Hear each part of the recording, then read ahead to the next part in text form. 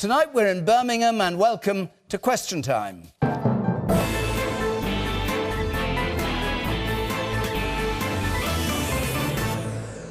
John Ashworth, Afua Hirsch, journalist, broadcaster, author of a book on British identity. Hands up. But Afua Hirsch, first of all. Well, I agree with earlier Damien, which was the Damien Green who predicted that leaving Brexit would not produce a dividend. Actually, it would produce a real-time slowdown in economic growth. I think it's a real shame that the government has been dishonest about the dividend because it distracts attention from the really important question of how we're going to fund the NHS and what it needs. And I think it is important to welcome the fact that this is an announcement to put more money into the NHS. The NHS is not broken. It has many committed, passionate people who work in it who do an amazing job. It has British people who, by and large, believe in the concept of free universal healthcare, which is, I think, one of the most precious things that we have in this country.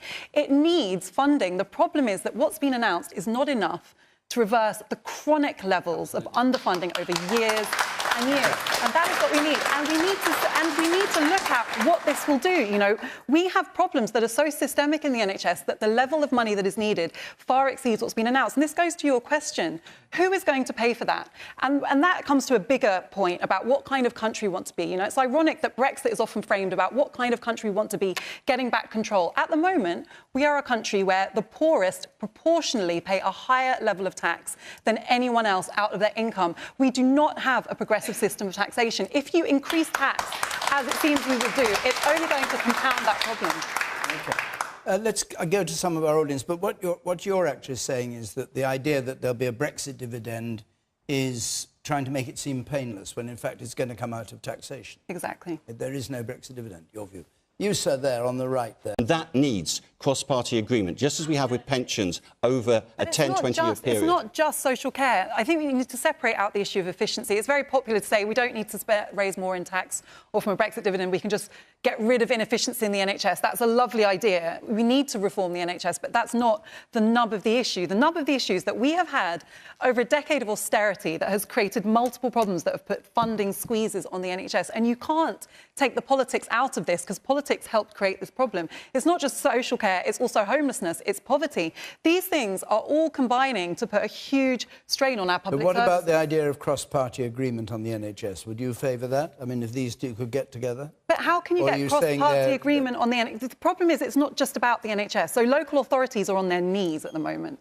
That is creating huge problems that the NHS are having to deal with. That is a political issue. That is a Conservative addiction to austerity that is not working economically. You know, the gentleman over there said, well, what we need is to achieve economic growth. I mean, I don't think there's a person in this room who wouldn't like to achieve economic growth because neither party seems to have the answer. The Conservatives are using this zombie economics of austerity that economists agree does not work.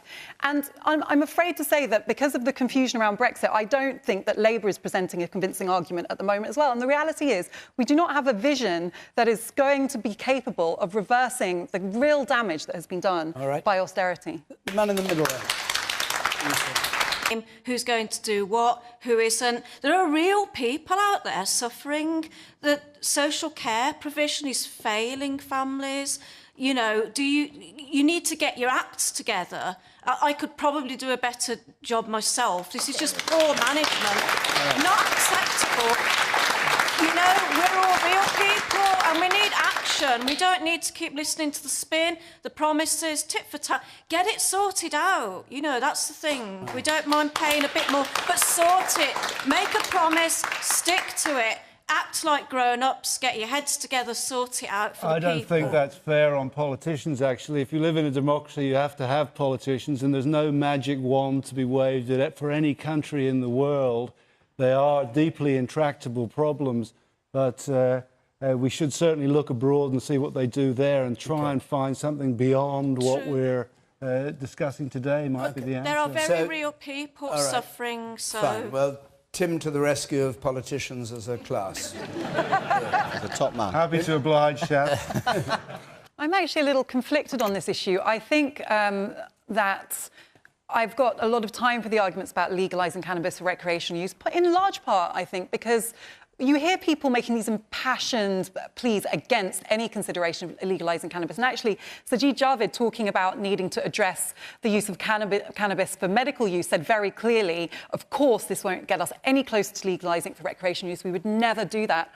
Why? We tolerate drugs that are far more harmful. Alcohol is recognised medically to be significantly more harmful than cannabis, yet no one would ever suggest that we criminalise cannabis. I think the issue for me is that the evidence that I've seen suggests it's not a one-solution answer. So if you look at what's going on in the Netherlands, there's a lot of concern about, it's been described as a narco state. I mean, I think that's an exaggeration, but there are concerns about the ways in which an underground trade still thrives. If you look at the US states that have legalised cannabis, there are actually more people from minority backgrounds being penalised through criminal law around the drug trade since they legalised cannabis use. So it's actually quite a complex picture. What I would like to see is a sophisticated debate instead of these really simplistic, scaremongering messages from politicians who kind of draw on this weird cultural taboo around cannabis use. Let's have a rational debate.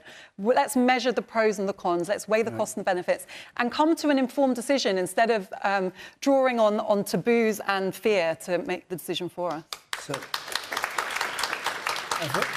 So, Tim, you flog a more dangerous drug, then, at Wetherspoons, than what is being proposed. Yes, I'm a bit worried about this. If you're going to choose what to ban cannabis. That's my point of view. But that's a commercial. Actions can work sometimes. All right. I think we should go on because we've got other... I just want to quickly put a reality check on this idea that if we legalise cannabis, it's going to fund the NHS. Because if you look at what's happening in the US, basically corporates are taking over the cannabis market. And these are corporations we know, if you look at recent history, they're not going to be paying tax. They're going to be offshoring their profits. They're going to be monopolising the trade. Cynical. So it's a lovely idea that it will be this cottage industry that will empower lots of kind of small business owners and spread love. But the reality is it's just going to become another huge corporate interest that is not going to filter back into the system. But at the same time, I agree. I think you can scare people with side effects, but alcohol has very serious side effects when it's abused. There's no talk about making alcohol illegal. So I think, to me, there's a lot of hypocrisy in this debate, and that's what I would like us to move They tried that once and it didn't work. I'm not advocating it, but why not?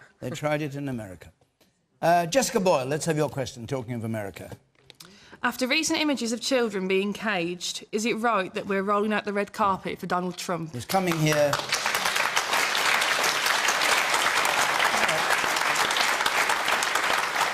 coming here and going to meet the Queen and all... Say no.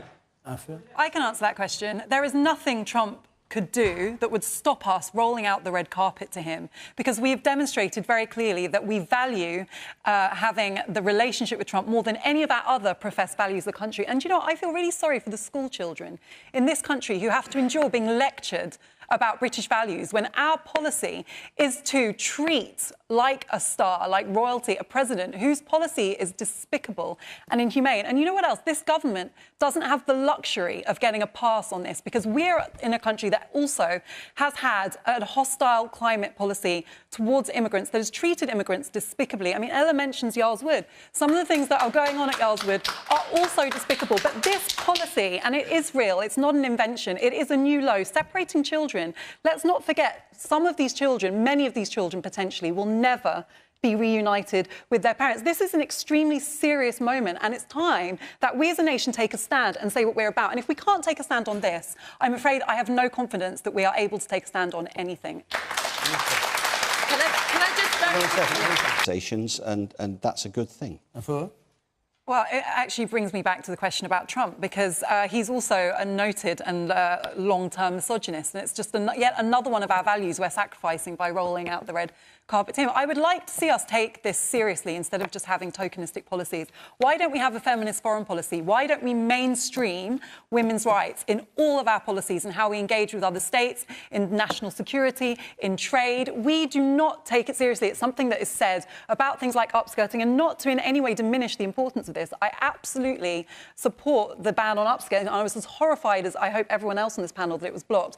But that is not the extent of this issue. These are structural issues that go to the heart of the state. It goes to the heart of how our politicians behave, how companies are rewarded, about the language we use, about the politicians we entertain. I can't take anything anyone says about trying to combat sexual harassment seriously until I see feminism and anti-misogyny mainstreamed into all of our policies in this country. Potentially, the only time I'm going to agree with you, Afua, is the fact that I think that this is in danger of being a tokenistic policy or a tokenistic nod towards. Yes, because, you know, everyone agrees that upskirting is a vile thing to do, and you don't do it unless you're a seriously twisted and horrible person. But I am really, if there's someone who, you know, believes in women's freedom and is concerned about the state's effect and control over women's freedom, I'm concerned at the kind of cavalier attitude to law and the idea that the state is there to protect women from themselves. I mean, the idea that the government should do more to combat sexual harassment is actually, when you think about it, quite a scary thing, because it means more intervention into women's private lives. It means more intervention into the lives of the engagement between the sexes. And we've seen with the Me Too era, the kind of proposals that are being put forward in relation to workplace regulations, a fear-mongering between the sexes, getting women essentially to be afraid of sex in many ways. The upskirting law is just another one of these ways, I think, in which it's sort of like a sticking plaster over what seems to be an easy issue. But actually, at the heart of it is a question of women's relationship to the state and women's freedom. And I think, you know, cavalier, tokenistic laws do not solve that problem. So you're not against that law? I am against that law. I don't think that there's any kind of sensible way in which upskirting could be, if it's proven to be in relation to some kind of sexual assault or harassment. We already have laws on that. What I'm talking about is, you know, because it's a hot political potato, sexual harassment at the moment, and people like to scaremonger about it and people like to fearmonger about it and panic about it. When you talk to women, normal women living their lives, sexual harassment is not number one on the political agenda for them. It's not number one on the political agenda for working mums. And yet we seem to be just wanting to fling laws at it. What are you basing that on, Ella? What are you basing that on? 1/3 of women in the UK report having been harassed in the workplace, and 70% said they didn't feel able to report it because they were scared. Fearmongering is not allowing women to enforce their rights. It's not telling them they don't have to endure sexual. If you look at what this always becomes a kind of. This always becomes a difficult issue, but if you look at, and it's something I feel quite strongly about, because if you look at what is deemed to be sexual harassment today, especially post-Me Too, the definition is so incredibly broad that it's insulting to those of us who have actually suffered sexual abuse or rape or sexual harassment, because it can be something like a touch of the knee, it can be something like an offhand comment. We're not treating sexual harassment seriously, and this is the problem. Ella, if you actually want to treat it seriously, you don't be cavalier. When we were talking about cannabis, you said we should trust people to be sensible in making their own decisions about the way they use things. Why can't you trust women to use laws against sexual harassment for cases that they deem serious? Why would you say that they would abuse them? Hang on, this is really important. But this is important. It may be, but I've only got a minute left. There's not a mass feminist push for this. Women are not pushing this en masse. It's a state. I don't know what women are talking to. I can't add anything to it, really. I mean, it's obviously absurd. I agree with Ella. It seems a shame that the government has to be so involved. But if there is tremendous harassment and this is going on a lot, obviously someone has to put an end to it. You sir at the back there, very briefly, if you would. I don't quite understand why Chope blocked the bill in the first place. He hasn't really given any justification. Well, because he disliked the procedure, the parliamentary procedure. Yeah, he said that himself, but he's backed several private member bills over the past couple of years, so that's absolutely ludicrous. OK. John Ashworth, briefly, if you would. Look, I wish we could have the two of you arguing and all the men could sit quiet, but I have my duty to do. We're happy with that. Yeah. Look, John Ashworth. There is a role for government. Hopefully we can get this legislation through quickly. It was terrible that MP blocked it. It was a Conservative, but to be fair, virtually every other single Conservative disagreed with him. So it was a lone MP, and nobody in the House of Commons thinks he's done the right thing. So let's get this legislation through quickly, but we've got to change culture as well, obviously. All right. You on the gangway there, you, ma'am, the woman there. The woman in front of you, I think, had her hand up for a long time. Yes, you. I work for a women... No, sorry. Is it your hand? Yeah. Oh, right, good. I thought it belonged to the person in front of you. OK, Carol. I work for Women's Aid, and I can say that the Me Too campaign has been supported by the majority of women, and it's massively empowering. Can I just add, raising awareness around consent, that's empowering, it's not scaremongering, it's safe. All right. Can I just add as well, just quick, this is not a women's issue. This is not our problem. This is a social issue. We all live in this society. We all want to live in a world where women do not have to go to work or get on the tube or walk down the street fearing sexual harassment. So I would like to communicate that this is not a problem. Well, Ellen, you can speak for yourself, but I don't know what planet you're putting your fear on women. The majority of women do not feel cowed by men. And you keep saying the majority of women. Bring me some facts about the majority of women. Go on, bring them. Come out with me on a night out and you'll meet some women who are not fearful of men. That's not facts about the majority of women. It's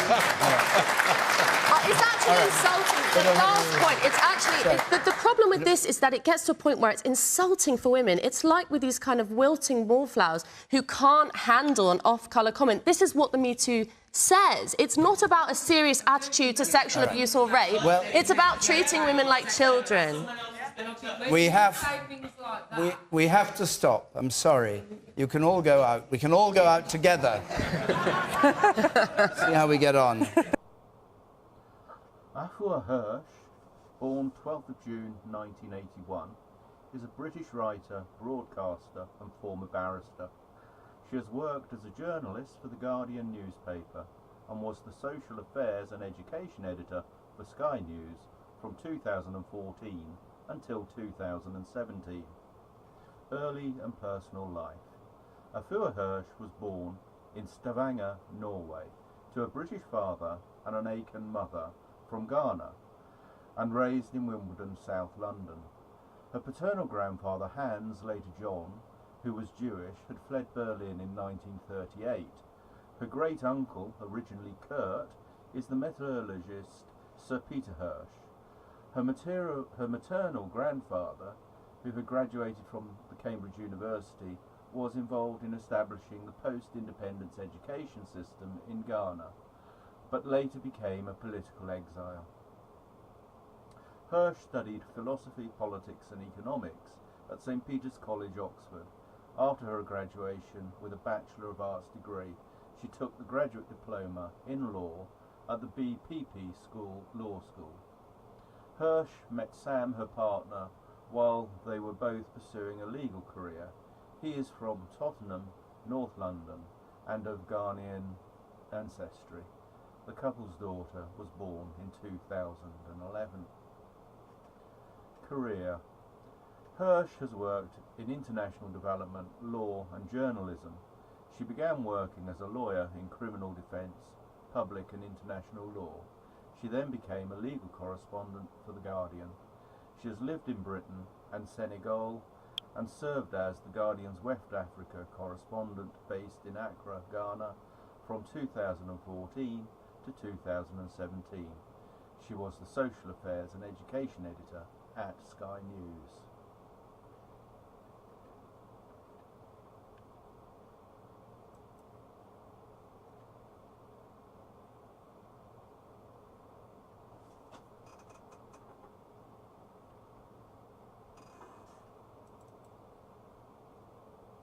Time, good night.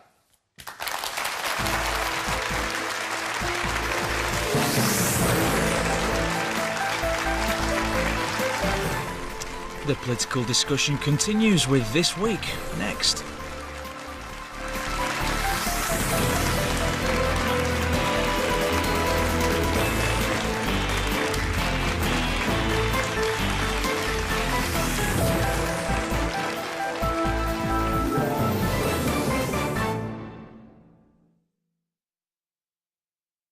It says here that there's an island made of plastic.